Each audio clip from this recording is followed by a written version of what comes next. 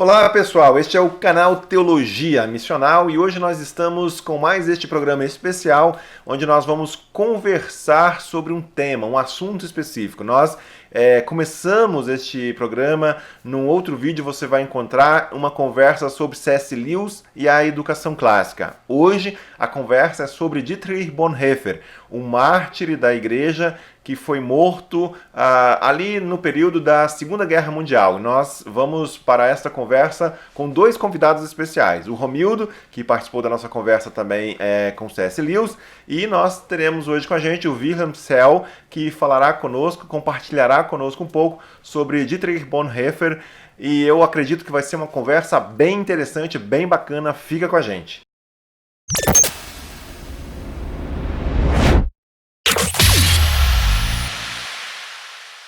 Então, como dissemos, nós vamos ter uma conversa hoje sobre Dietrich Bonhoeffer. Daqui a pouco o Wilhelm nos ajuda a saber como que a gente pronuncia direito esse nome, que é sempre uma luta para nós. O próprio nome do Wilhelm ele também pode nos ensinar como fala certinho, né? Estamos aí também com o Romildo. De repente, vamos fazer uma roda de apresentação aí. É você, Romildo? Olá, meu nome é Romildo Ricardo Ramos. É um prazer também estar aí nesse bate-papo sobre Dietrich Bonhoeffer e a gente poder, de fato, analisar a própria teologia, o pensamento dele para o tempo que a gente vive, né? Legal. Wilhelm, é contigo. Como é que fala o teu nome direitinho aí? Oi, Como é que pessoal. pronuncia? Wilhelm, ou William, ou Will, como você escolher e se sentir mais confortável a Joia. falar. Sou pastor da Igreja Luterana, atualmente resido em Palhoça. Certo. Então, você fez o seu doutorado em Bonhoeffer. Quem sabe começa falando um pouquinho aí quem foi Dietrich Bonhoeffer. Legal. Eu fiz doutorado sobre Bonhoeffer, ou ele era, de fato, o referencial teórico principal, e a minha pesquisa girou em torno do tema da antropologia e da ética de Bonhoeffer. Uhum. Dietrich Bonhoeffer, não é tão difícil de falar, né? Dietrich Bonhoeffer. Ele Bonhoeffer. é um teólogo bastante conhecido do século XX, é considerado mártir cristão, e ele adquiriu fama justamente por causa do testemunho na luta contra o regime nazista Uhum. durante a Alemanha da Segunda Guerra Mundial. Ele nasceu em Breslau, atualmente é Wrocław, na Polônia, no dia Uhum. 4 de fevereiro de 1906. O pai era psiquiatra, professor universitário, a mãe era uma mulher bem cristã, e a pesquisa aponta que foi dali que o Bonhoeffer recebeu a sua influência espiritual cristã. Uhum. A Bonhoeffer, quando ele, na sua juventude, optou pelo estudo de teologia, isso trouxe bastante espanto dentro da sua casa, porque a Uhum. religião, a teologia em si, ela não tinha um grande valor, né? Mas então ele estuda teologia em Tübingen, depois em Berlim, ah, fez seu período prático de habilitação ao ministério, se a gente usar a nomenclatura que nós usamos no Brasil, uma comunidade em Barcelona, depois voltou Uhum. para Berlim para fazer a habilitação. Depois da habilitação, ele ainda não tinha idade para ser ordenado pastor na igreja evangélica na Alemanha, então ele foi passar um período nos Estados Unidos, em Nova York, e depois lá ele conheceu uma comunidade negra no Harlem, que influenciou bastante também a sua maneira de fazer teologia. Depois, por causa da questão política da Alemanha, volta para a Alemanha, e ele se torna professor convidado, professor na Universidade de Berlim. Não era um professor oficial contratado, mas era um professor convidado. E por 2 anos ele permanece, então, na Universidade de Berlim, dando aulas e preleções e tal.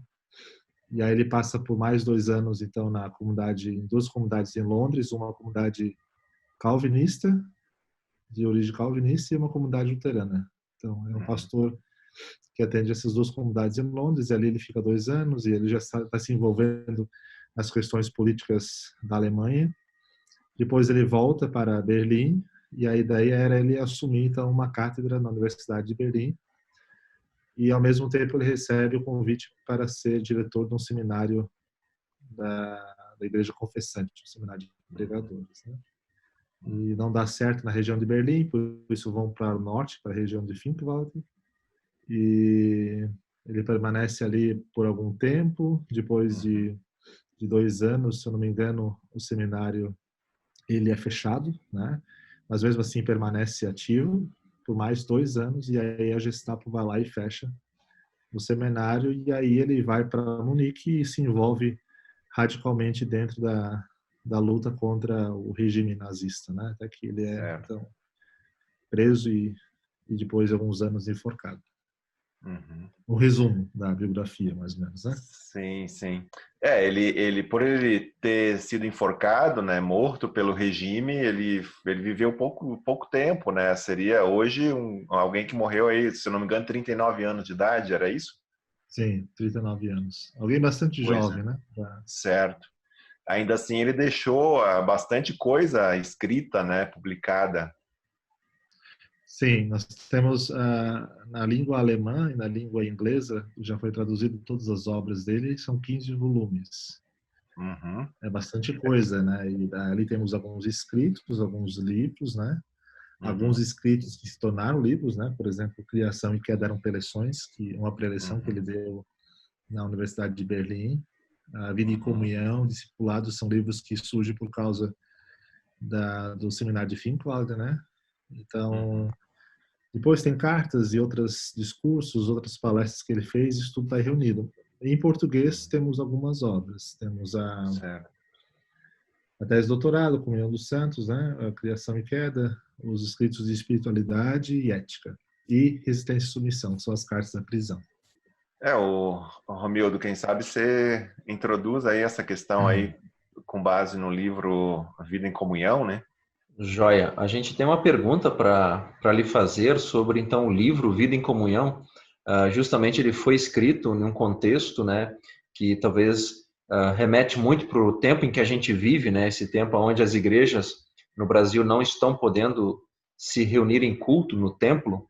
E aí a gente pode ver que existe uma proximidade muito grande daquela época, porque esse livro, me corrige se eu estiver errado, mas ele nasce bem num contexto onde Bonhoeffer ele se reunia, né, na igreja confessante, assim chamado, e a partir depois da proibição deles continuarem se reunindo, eles então passam a não ter mais essa liberdade então de se encontrar por causa do regime nazista, e assim Bonhoeffer posteriormente escreve então esse livro Vida em Comunhão para justamente falar, né, do compromisso do cristão com Cristo e com o próprio mundo, né? Tem até uma expressão que se usa muito, talvez tu me corrige e corrija todo mundo que usa muito essa frase: a igreja só é igreja quando é para os de fora. Não sei se foi Bonhoeffer mesmo que disse isso ou colocaram isso sobre o crédito dele. Sim, a Igreja Confessante ela surgiu como reação à Igreja Oficial Alemã que havia se adequado à política nazista, né? Então, Uhum. no pensamento de Bonhoeffer e de alguns outros, a ideia seria fazer com que a Igreja Confessante se tornasse internacionalmente a Igreja Oficial da Alemanha, que ela fosse reconhecida como a Igreja cristã na Alemanha e não mais a Igreja imperial, né? Uhum. Até houve a troca do nome da igreja, né? A Igreja Evangélica Alemã passou a ser chamada, então, a partir da influência de Hitler e do bispo, de Igreja Alemã Evangélica. Então, o alemão ele estava Antes. sobreposto em cima do evangélico, né? É. E aí a Igreja Confessante ela surgiu com esse intuito de justamente denunciar a, a posição teológica da Igreja Oficial Alemã, onde 70% da Igreja apoiava Hitler, apoiava essa ideologia, e os teólogos em si eles começaram a tentar justificar, né, a posição de Hitler como enviado de Deus, como Messias, como aquele que estava fazendo o plano de Deus para a realidade, que ele estava fazendo que a nação alemã se tornasse verdadeiramente cristã, né? Então, a igreja confessante ela surgiu justamente por causa da denúncia dessas heresias da igreja oficial, Uhum. né? Como eles não conseguem esse posto de igreja oficial, mesmo que Bonhoeffer tenha tentado isso internacionalmente na Suécia, na Inglaterra e em outros encontros internacionais que ele foi, isso não foi bem sucedido. Mas aí, mesmo assim, a igreja confessante, ela continuou o seu trabalho, e Bonhoeffer até faz uma crítica a ela depois, porque na concepção de Bonhoeffer, a igreja, depois com o tempo, ela se acostuma com a ideia de ser uma igreja paralela, e para Bonhoeffer nunca foi uma igreja paralela. Ele queria que a igreja confessante fosse, de fato, uma igreja profética, que denunciasse e lutasse contra os abusos do Estado em cima da igreja, o uso do indivíduo da igreja pelo Estado, né? E essa igreja confessante, eu acho que isso é uma coisa bastante normal até hoje, ainda existe na Alemanha, ou era mais normal naquele tempo, de que alguns lugares se oferecessem seminários de pregadores, né, onde as pessoas, depois de sua formação teológica universitária, elas assentassem um pouquinho mais os seus pés no chão, né? Porque a gente sabe, quando a gente fica só na academia teológica, a gente meio que flutua, né, no mundo das ideias e tal.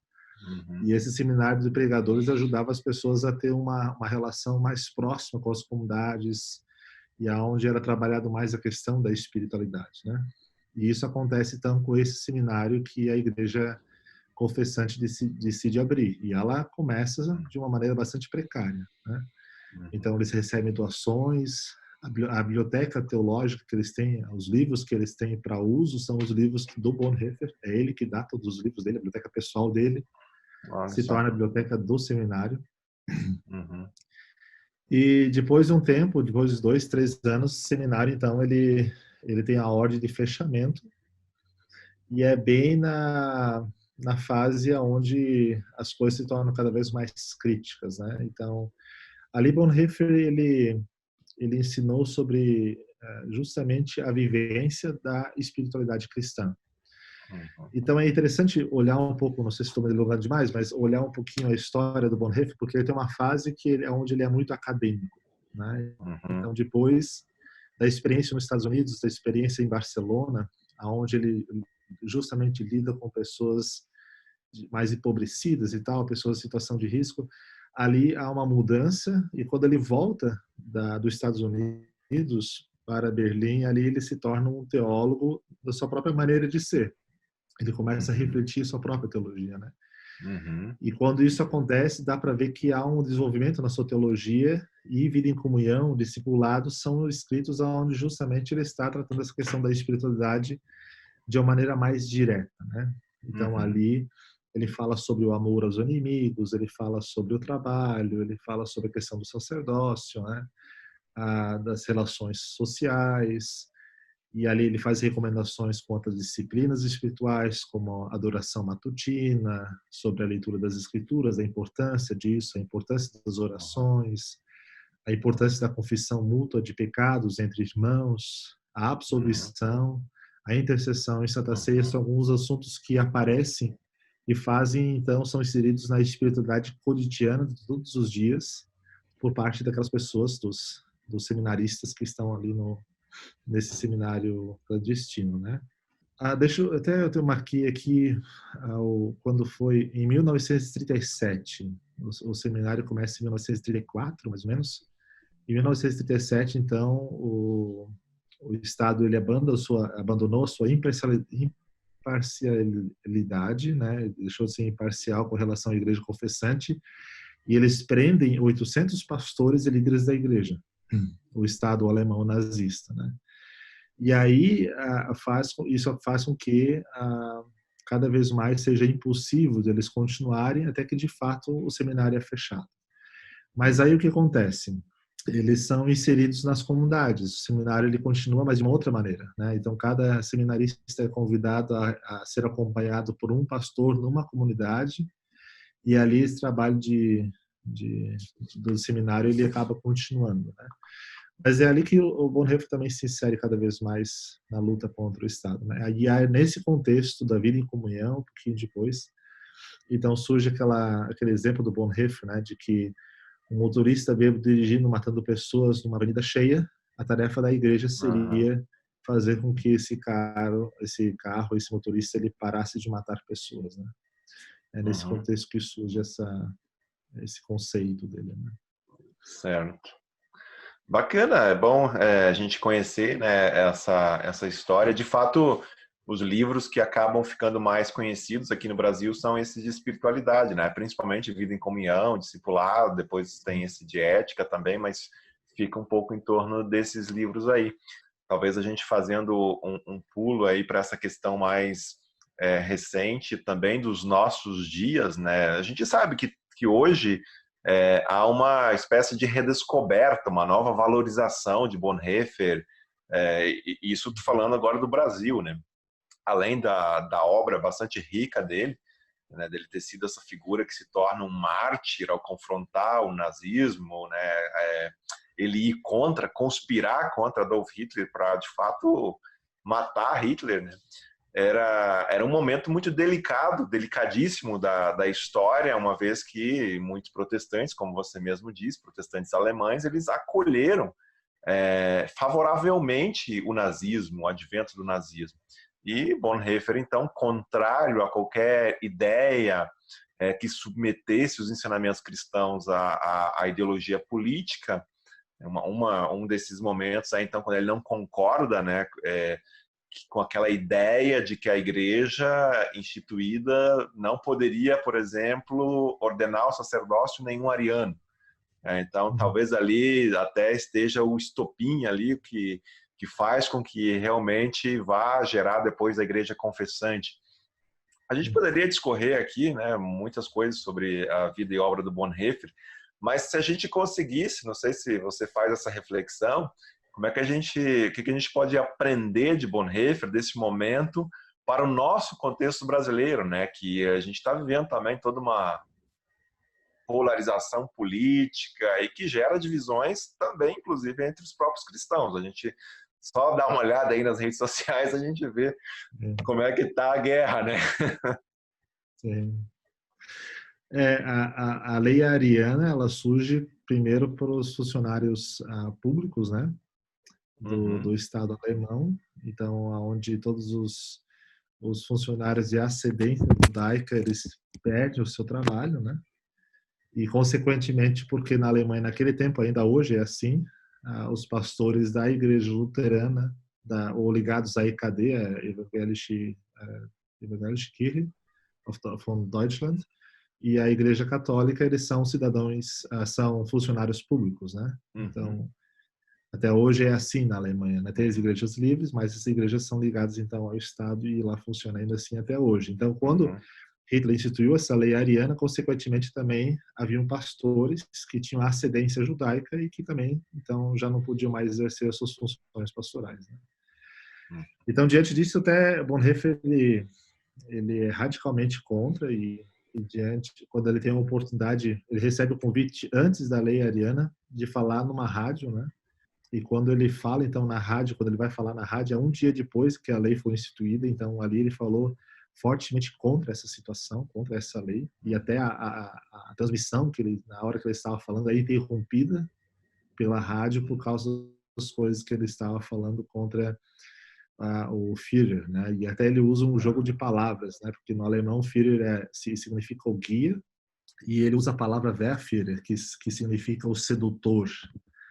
Então ele está dizendo na rádio, ele diz que Hitler não é o guia, mas que o Hitler é o sedutor, é aquele que está iludindo as pessoas, né? E também naquela época havia uma forte ênfase na questão de que você tinha que tomar um lado. Você tinha que ser ou pró o povo alemão, ou você era contra a raça, você era contra a nação, você era contra Não dava para ser isentão. Não dava para se isentar. Já naquela época tinha esse discurso, né? E isso faz com que, de fato, há muitas pessoas que estão vivendo na penúria e veem essa Alemanha da Primeira Guerra, onde eles precisam pagar as dívidas com relação aos prejuízos da Primeira Guerra, eles abraçam fortemente esse discurso de salvador da pátria, né? E essa característica essa característica de divinização do Führer, né, do Messias, né, do guia. E diante disso, essa polarização que acontece, Bonhoeffer ele fala que a igreja ela tem 3 tarefas. Eu até anotei elas aqui. A primeira tarefa da igreja é perguntar para o Estado se o seu poder e seu agir são legítimos. E aí, pensando, Bonhoeffer é de origem teológica luterana, né? Então, para ele está muito clara a questão do sacerdócio geral, né? Então, Certo. e aí também a questão dos dois reinos, né? E aí Uhum. por isso que a igreja ela tem como tarefa, sim, não de assumir o controle do Estado, mas a tarefa da igreja é auxiliar o Estado, e quando o Estado foge da sua função, da sua responsabilidade, é tarefa da igreja chamar a atenção do Estado e perguntar ao Estado se a maneira como eles estão agindo, se o seu poder, o seu agir, eles são legítimos. A Uhum. segunda pergunta que ele faz para a igreja nesse contexto é se a igreja está realmente comprometida com as vítimas, não importando se elas são pertencentes à igreja ou não. E aqui Bonhoeffer fala claramente com relação aos judeus e com relação às outras pessoas que eram excluídas, né? E Uhum. temos ali as pessoas que são de origem outra, que não a germânica, Uhum. pessoas de origem cigana, né, e outras pessoas que por causa de alguma deficiência ou por causa de alguma orientação diferente, elas são marginalizadas naquele contexto, né? Então a pergunta que ele faz é: a igreja está realmente envolvida com as vítimas? O que significa esse comprometimento, né, com as vítimas, né? E em terceiro lugar, a terceira pergunta, ou a terceira tarefa que ele coloca para a igreja é que, além de cuidar das vítimas, a igreja deve se envolver no processo de parar a roda do mal para o bem de todas as pessoas. Certo. Então, Bonhoeffer ele não quer que a igreja ela tenha controle do Estado. Não é essa a função da igreja. Para Bonhoeffer está muito claro de que a tarefa da igreja é argumentar para que o Estado desempenhe bem a sua função. Mas para o Estado desempenhar bem a sua função, ele precisa ser despido de qualquer caracterização divinizatória, de que o Hitler poderia ser um Messias, ou de que poderia se usar argumentos teológicos para legitimar aquilo que estava acontecendo, né? Porque na compreensão teológica, ideológica daquele tempo, é de que justamente Hitler ele foi enviado por Deus para tirar a Alemanha da situação na qual estava e fazer com que esses cristãos alemães eles sejam o povo, o melhor povo da terra, é o povo eleito, são os novos judeus, né? O novo povo de Deus, né?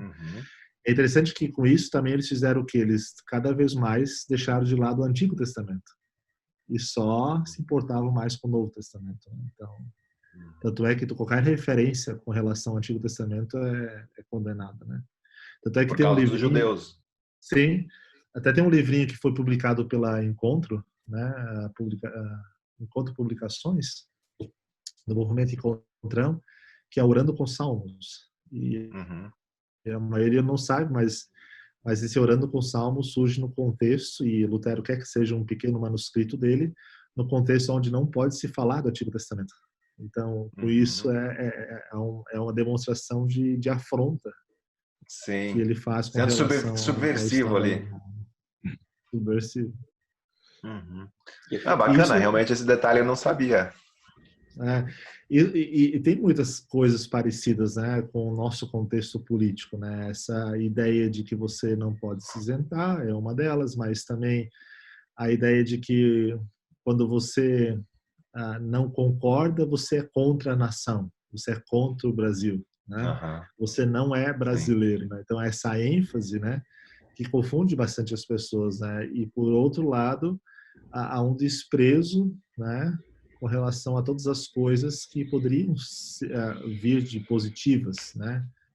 De uma situação política onde há mais conversa, né? E não tanta polarização. E Certo. quando há polarização, então há uma luta entre bem e mal. Quer dizer, se o bem está de um lado, do outro lado não há nenhum bem, há somente o mal. Então você não tem como construir um diálogo nesse contexto, né? E eu acho que Exato. nesse sentido o nosso contexto político hoje está bastante semelhante, né? Muito bem, realmente daria para a gente pensar e falar muito sobre Bonhoeffer e o nosso contexto, porque a gente vive, né, uma realidade bastante complicada que se soma, né? Você tem, por um lado, essa questão da quarentena por causa da pandemia, né? E aí a gente já falou desse contexto de Bonhoeffer passando como um professor clandestino, digamos assim, tendo que passar um tempo com seus estudantes também, numa espécie de clausura ali, e, por outro lado, todo o turbilhão político que a gente vive também. Será que daria para a gente pensar esse contexto, né, igreja e Estado?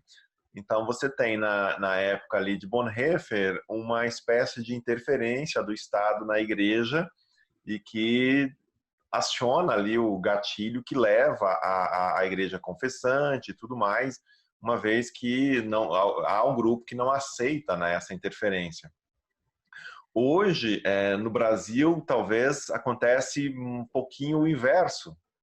É a igreja que parece, né, ou pelo menos parte da igreja, aquela parte da igreja brasileira que muitos denominam de evangélica, que a gente sabe que tem um monte de coisas aí por trás disso, né? Não é tão simples, mas é todo um segmento da igreja evangélica bastante relacionado a um determinado tipo de teologia, que procura quase que cooptar ou estar junto por trás do governo para ditar toda uma forma de legislar a partir das suas concepções. Então, daria para fazer uma leitura um pouquinho nesse sentido, porque não vejo que haja hoje tanto por parte do Estado para dentro das igrejas uma ingerência, mas uma parte, né, um segmento da igreja que parece que se aproxima do governo de forma a querer legislar e ser Estado junto.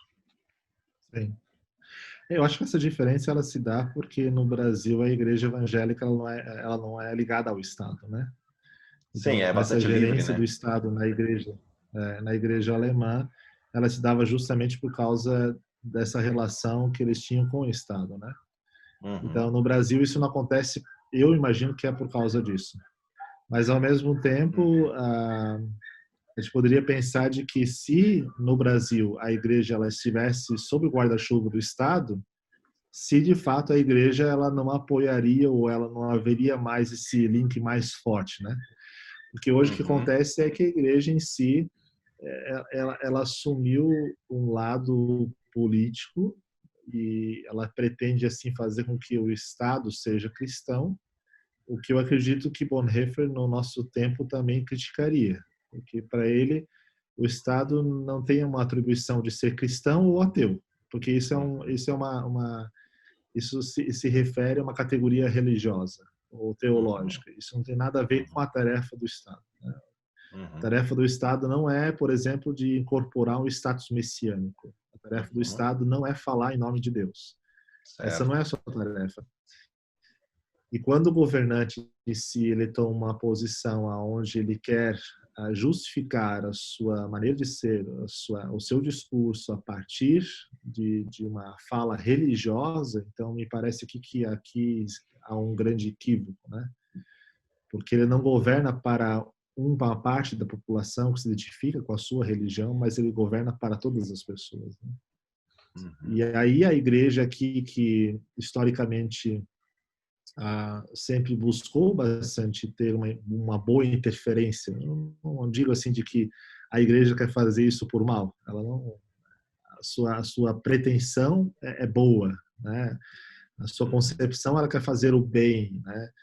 Mas ela se esquece um pouquinho da escatologia, ela se esquece um pouquinho do que é a fé cristã, ela se esquece de que o reino de Deus não é esse reino, né? E que por Uhum. mais que nós possamos trazer características ou sinais desse reino para a nossa realidade, sermos presença de Cristo como igreja no mundo ali onde nós estamos, ainda assim não é o estabelecimento do reino de Deus, né? Então, esse é o Uhum. grande perigo que eu acredito, Uhum. porque a igreja, quando ela se aproxima demais com o discurso religioso do poder do Estado, ele automaticamente ele justifica ou ele diviniza ou ele dá uma carga religiosa Uhum. para o Estado em busca de simpatia, e esse é um perigo, né? Para Bonhoeffer é bastante claro de que ele acredita que a função da igreja no mundo é de gerar cultura, uma boa cultura, para que as pessoas possam Uhum. viver, né? E ele vai sempre dizer, a gente precisa pregar, precisa fazer missão. Então tem um artigo do Patrick Franklin muito bom sobre a missiologia na perspectiva do Bonhoeffer. Então ele sempre vai falar, a igreja precisa pregar, a igreja precisa evangelizar, a igreja precisa anunciar o evangelho. Ele nunca vai se esquivar dessa função, mas ao mesmo tempo, e criar uma cultura com isso, né? Mas ao mesmo tempo o Estado é o Estado. E o Estado, quando ele está ligado à religião, ele se torna um sedutor. Então é muito fácil seduzir as pessoas por causa de suas crenças que são mais subjetivas. E por isso que ele vai na mesma linha de Lutero, ele vai afirmar de que o Estado deve ser governado pela razão e não pelo sentimento religioso. Então ali é um embate de ideias, né? Onde você pode trazer questões subjetivas, mas não são as questões subjetivas que permanecem, né? É o bem comum, é aquilo que vale para todas as pessoas, né? E não somente para um tipo de pessoa, e que acaba consequentemente criando situações onde outras pessoas são marginalizadas, ou elas são menosprezadas, ou elas são inferiores. Então, esse sempre é o perigo, né? Essa é a grande sedução. Bom, recentemente foi publicado esse livro pela editora Sinodal, que você inclusive mencionou antes, que é uma obra importante de Bonhoeffer, e eu sei que você foi um articulador importante, aí, um incentivador para que isso acontecesse. Trata-se desse livro aqui em português, né, Criação e Queda, uma interpretação teológica de Gênesis 1 a 3.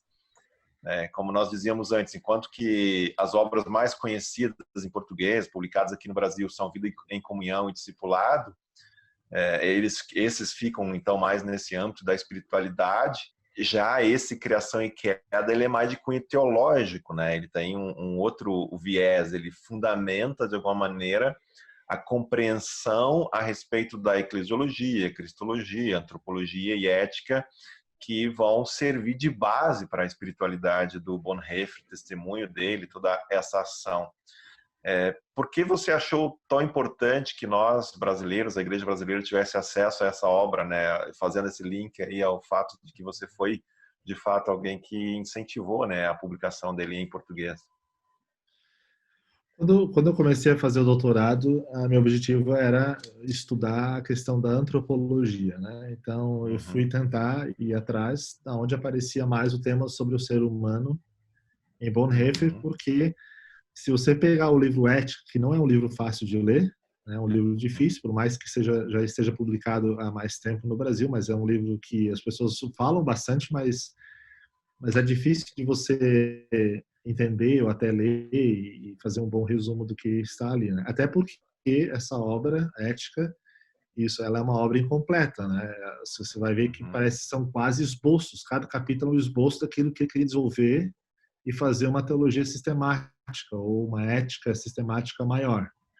Então ali nós temos resumos e pensamentos que ele tinha, né? Então são como se fosse coisas que ele tinha na cabeça que agora, depois, quando ele tivesse tempo, ele iria desenvolver, né? Então, para mim estava muito claro de que a ética de Bonhoeffer, ela tinha uma ligação muito forte com a questão da compreensão do ser humano. Quem é o ser humano? E nessa obra Criação e Queda, onde ele vai lidar com a criação do ser humano, é onde ele vai trabalhar diretamente sobre esse tema. E aí, quando eu fui atrás desse texto, que só tinha em alemão e tem também em inglês, aí quando eu comecei a ler e pesquisar e me aprofundar, eu vi, uau, nossa, é uma interpretação bem diferente, porque ela não é tão complicada de se ler, eu não acho tão complicada, mesmo que ela não seja tão simples quanto Discipulado e Vida em Comunhão, e é uma teologia mais própria dele, né? Tem uma linguagem bem particular, mas ali ele faz críticas contundentes com relação à política, né? Porque ele vai falar qual é a distinção entre criação e redenção, a distinção entre ser humano e Deus, né? Da questão das essências, né? Então é um problema teológico, uma questão teológica dentro da teologia bastante estudada, né? E isso no meu ver, se torna muito importante para o bom fazer teológico. E como Bonhoeffer, ele é uma boa referência, porque ele caminha em todos os âmbitos teológicos. Você vê pessoas evangelicais lendo Bonhoeffer, e você vê pessoas extremamente com uma teologia bem liberal, que também conseguem ler Bonhoeffer, e ambos vão amar Bonhoeffer, porque E parece assim que ele não tem essas preocupações em se taxar em algum lugar aí, mas ele faz críticas contundentes que ajudam tanto o evangelicalismo como também o liberalismo. Né? E nessa obra Criação e Queda, onde então tem aqui, né? É onde ele vai lidar justamente sobre esses assuntos que você falou, mas de uma maneira bastante contundente com relação à crítica com o hegelianismo, a crítica dessa falta de distinções entre criação e redenção, entre salvação, aonde ele vai falar sobre a questão das boas obras, né? Do que são as boas obras. E aí, o que eu acho muito legal aqui, por exemplo, é quando ele vai falar do ciclo Deus, de ser como Deus. Porque na interpretação de Bonhoeffer, ali em Gênesis, é dito de que nós nos tornamos como deuses. Então, independentes. Então, esses deuses, eles precisam de alguma forma se garantir diante de Deus, porque ele está, entre aspas, no mesmo patamar, né? Então, as boas obras, elas podem ser a maneira como o ser humano justifica a sua existência. Por que eu tenho valor? Eu tenho valor por causa disso, porque eu sou um bom profissional, porque eu faço boas obras, porque eu faço aquilo lá. E por meio das coisas que eu faço, o ser humano tenta se garantir. E aí Bonhoeffer vai dizer de que isso nada mais é do que o ser humano tentando ser o seu próprio Deus. Ele vai dizer que as boas obras, ela têm o seu lugar. Me parece que essa reflexão ela ainda está bastante deficiente na nossa realidade, de entender mais o ser humano como aquele que depende de Deus, aquele que depende de ser vestido por Deus, né? E de que todas as obras, tudo aquilo que ele faz, de maneira muito clara, tem que ser percebida que lá não serve para nos dignificar, mas justamente são resultado de um ser que está em Cristo, né? Que foi alcançado por Deus. Eu não sei se vocês já ouviram, certamente já ouviram aquele ditado, né, de que o trabalho dignifica o homem. Né? Sim, bem comum. Dignifica o homem. Não. Esse é uma coisa típica que a gente não se dá conta, né? E eu já ouvi isso na boca de pastores e teólogos, né? Sim. Mas o trabalho não dignifica o homem. Não é o trabalho que nos dá dignidade, que dá valor para a nossa existência, né? Isso, por exemplo, quando a pessoa se acidenta ou ela perde um membro do seu corpo, ela é aposentada por invalidez, né? Esse tipo de coisa nos faz refletir, né? Qual é a concepção que está por trás? Porque muito se fala sobre graça. Eu sou justificado pela fé, por causa da graça, daquilo que Cristo fez por mim na cruz. Mas, ao mesmo tempo, isso se torna um discurso que meio que flutua, mas que não senta no chão da vida e nos faz refletir as nossas atitudes, né? O nosso dia a dia. Eu acho que por isso que essa obra ela se torna bastante importante. Então, ela alcança muitos temas, desde a política como também da espiritualidade. Não sei se o Romildo quer entrar aí em alguma questão mais. Então, para encerrarmos este bate-papo, gostaria ainda que a gente pudesse olhar um pouco para o nosso contexto, de novo, brasileiro, e também talvez a nível até mundial. Existe alguma pesquisa, algum grupo de pesquisa, alguma universidade que está dando algum tipo de valor para as pesquisas em Bonhoeffer, principalmente talvez no Brasil, né? A nível mundial, claro que tem muita coisa, mas aqui no Brasil existe alguma coisa? E uma outra pergunta, uma segunda, para a gente também ir para o encerramento desse bate-papo é: por onde alguém poderia começar a ler Bonhoeffer? A nível mundial, como você bem disse, existe bastante pesquisa em Bonhoeffer, principalmente em países de fala inglesa, atualmente nos Estados Unidos, Inglaterra, na Universidade de Aberdeen, na Escócia, tem um departamento de estudos de Bonhoeffer. Em duas universidades da Austrália tem departamento de Bonhoeffer. E claro que na Alemanha também tem muita gente pesquisando, mas hoje as maiores publicações elas são por isso também em inglês, né? Então, e na África do Sul, né? Na África do Sul, em Stellenbosch é um lugar onde se estuda muito Bonhoeffer, até porque Bonhoeffer foi muito usado durante a luta contra o apartheid, né? Então, o Bonhoeffer é uma referência teológica bastante forte, principalmente a partir do teólogo John de Grush, que é um teólogo sul-africano. No Brasil, não existe muita pesquisa em Bonhoeffer. O que existe são algumas dissertações de mestrado que fazem bastante diálogo com algum outro assunto, né? Mas não existia nenhuma pesquisa assim, mais aprofundada. Por exemplo, pesquisa de doutorado, a minha foi a primeira do Brasil, não teve Que outra legal. antes, né? E foi muito difícil, né? Então, quando eu decidi estudar Bonhoeffer, eu tive que ir para fora para tentar achar bibliografia. Então, aqui no Brasil é bastante escasso, né? Então, tem algumas obras interessantes e tal, e alguns escritos, mas assim não que dá sustentação para uma tese de doutorado ou que pudesse usar bastante a literatura, né? Sim. E por isso, então, eu fui para fora, estudei e tal. E no Brasil hoje há um movimento, né? Então tem o professor Carlos Caldas da PUC Minas, que é um estudioso de Bonhoeffer, né?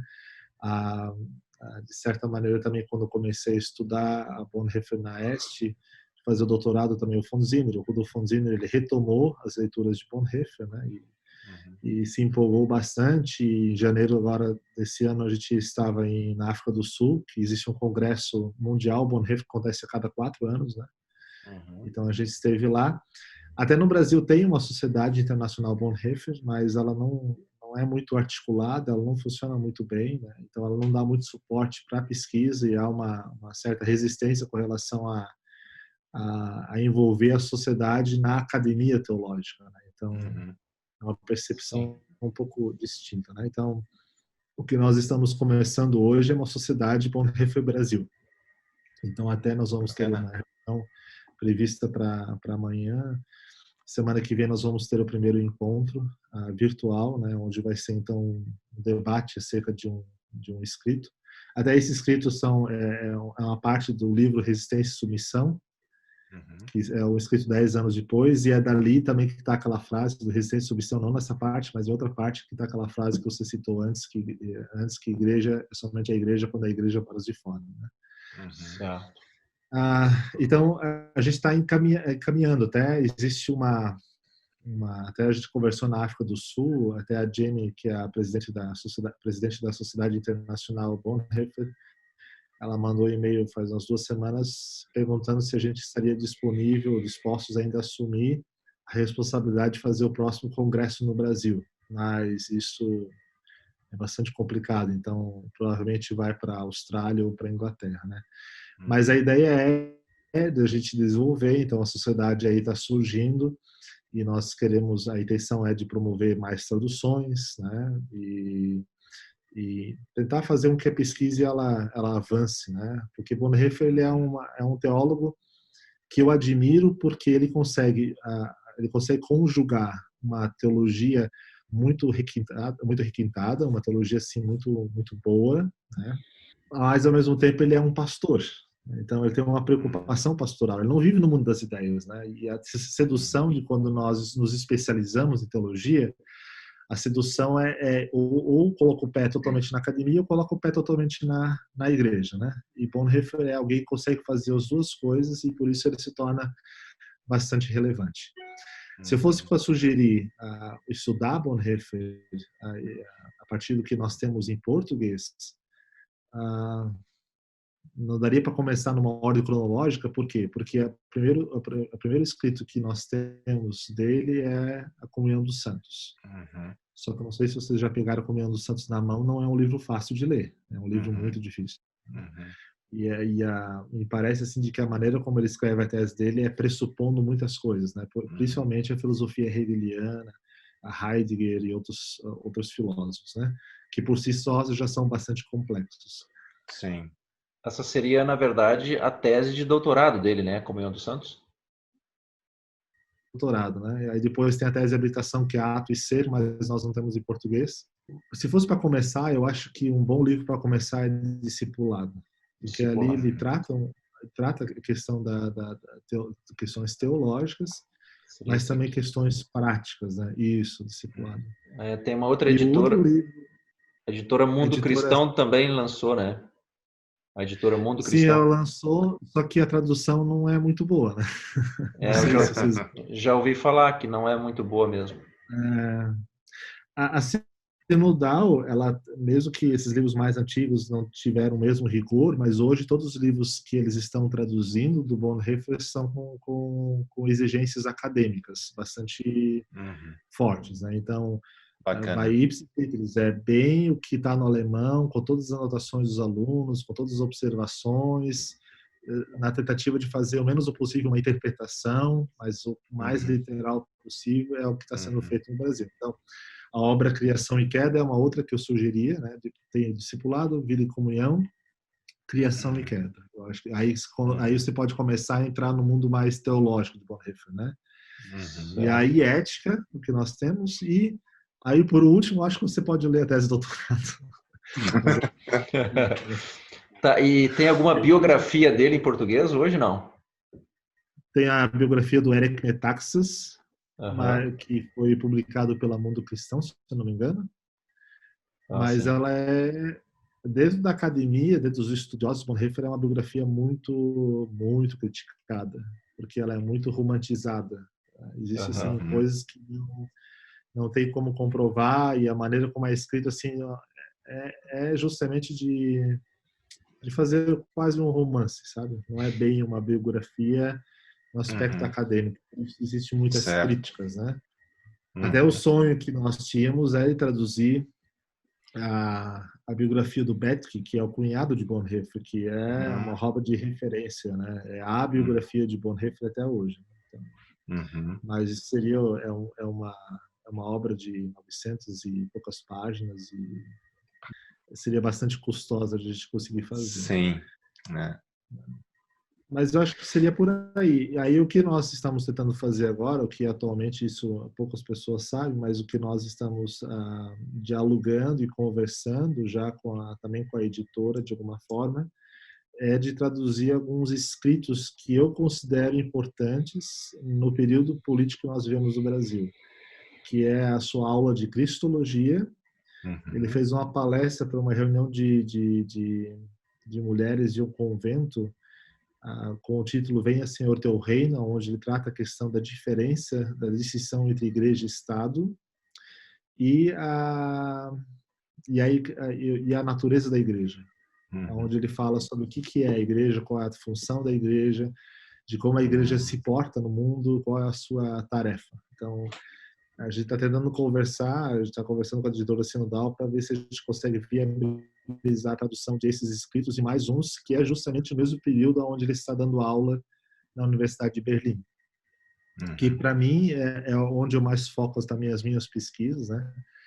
Porque ali nós temos o Bonhoeffer ali que faz sua própria teologia, né? Porque se pegar a tese de doutorado, pegar a tese de habilitação, você vai pegar um Bonhoeffer que pega bastante teologia a partir de outros pensadores e tal, e depois espiritualidade, mas o embasamento teológico próprio dele é justamente ali em 32, 33 e começo de 34. Bacana. De repente, fala um pouquinho aí sobre alguém, talvez, que vai nos assistir e vai querer saber um pouco mais aí como faz, sei lá, para entrar em contato contigo, sobre essa associação aí. Como é que você chamou a associação Bonhoeffer? Sociedade Bonhoeffer Brasil. Sociedade Bonhoeffer Brasil. De repente, explica aí para o pessoal como é que faz para entrar em contato, como é que faz para, sei lá, integrar esse grupo.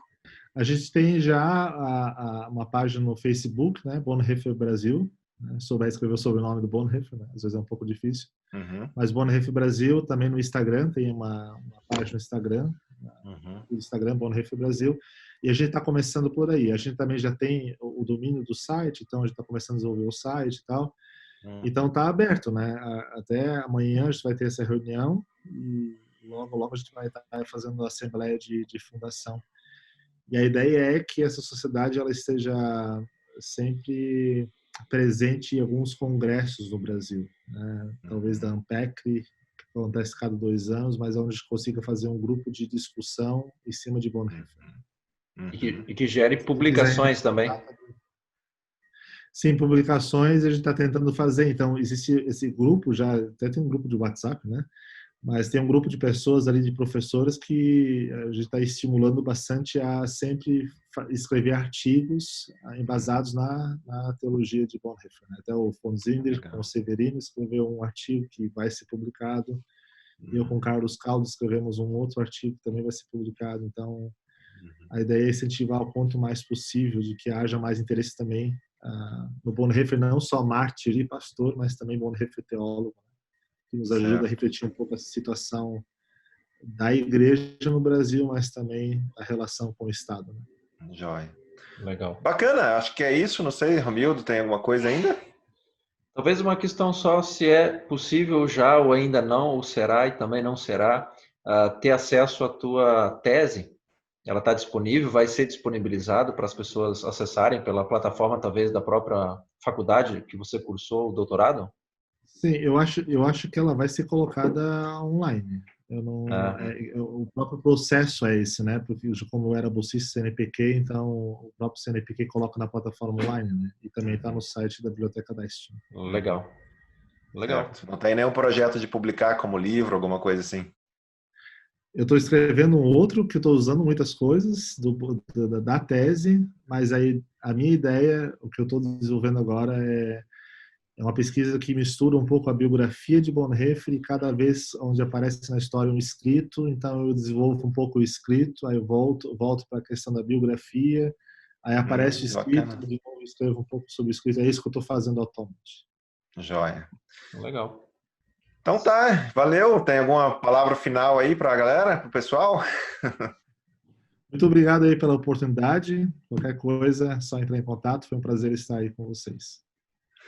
Valeu, então é isso. Que Deus nos abençoe a todos e sejamos nós uma bênção no mundo onde Deus nos colocou.